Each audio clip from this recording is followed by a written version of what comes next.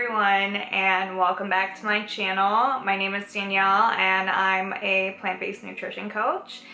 As you can tell from the title, I've been vegan for 10 years, and today I want to go over how I made that transition and how you might be able to make that transition as well. So let's get into it. So it said that in order to change, the pain of staying the same has to be greater than the pain of actually changing, and that's exactly how it was for me. In the year before I went vegan, I had gained the freshman 15 from my first year of college, and even before that I had a job in a restaurant that was making me eat some truly nasty food on my lunch breaks. So by the end of my freshman year of college, I was up over 30 pounds from my high school weight when I was eating normal, like intuitively, and I felt completely awful. So I knew I needed to change somehow. So my turning point really came when I watched a documentary called Life in a Day,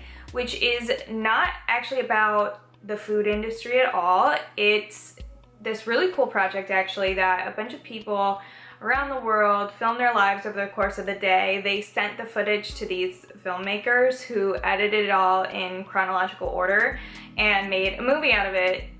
So it's a great doc. I totally recommend you watch it. All right, so there was a point in this doc where it showed a calf being bolted to the head in a slaughterhouse without warning, and it was pretty graphic.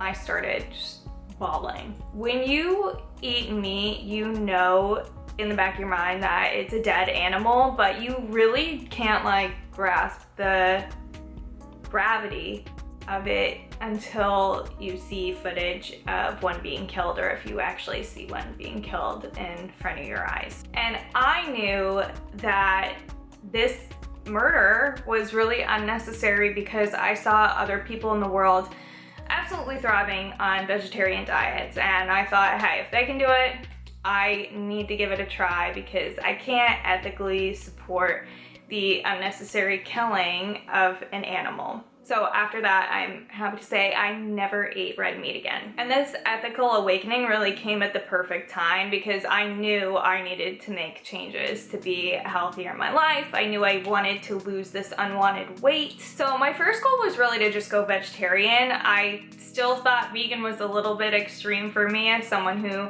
grew up eating meat and potatoes, and I've eaten bison, I've eaten kangaroo, I've eaten deer, I've eaten a lot of different meats. So I was kind of like, well, let me just cut out the red meat because that's a lot in itself.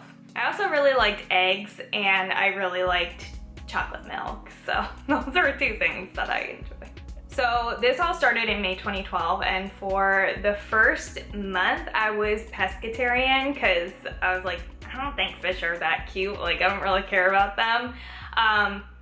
But I never really enjoyed eating fish growing up, and I didn't want to explain to people what pescatarianism was, so I was like, you know what, I'm just gonna go vegetarian because it's easier for me to explain to people and I know I'm not gonna miss fish. So I went vegetarian for the next few months after that. Over this time, I completely lost my taste for meat and I started craving things like chickpeas, black beans, ate a lot of banana with peanut butter.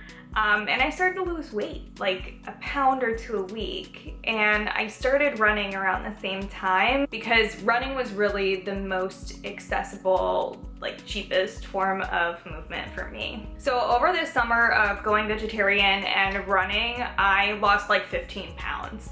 And that was the first time in my life I really understood the relationship between what you're eating and how you're physically performing.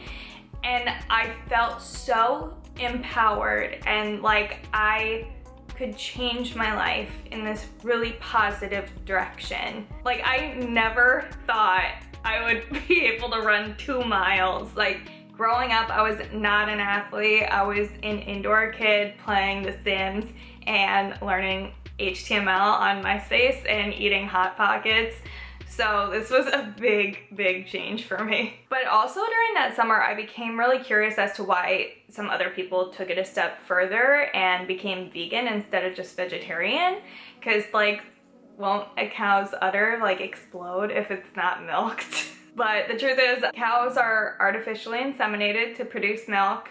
When their babies are born, they're taken away from them. The male cows are shot or sold off for veal. Chickens are kept in the most disgusting conditions in order to produce eggs. They're in cages that are way too small for them, and they're actually bred to be 4 times the size they were supposed to be back in the 50s.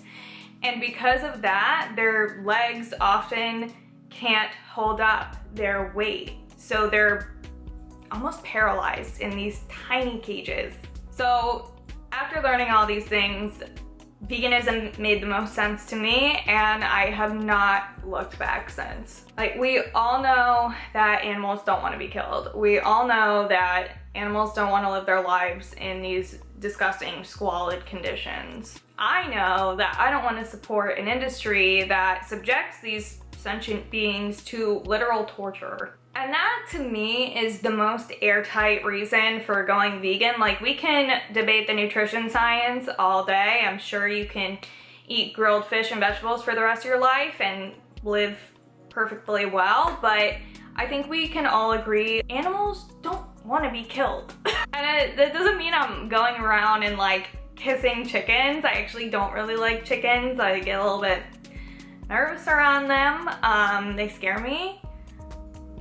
But I respect them. So on my 19th birthday that September, I went completely vegan. I found non-dairy ice cream.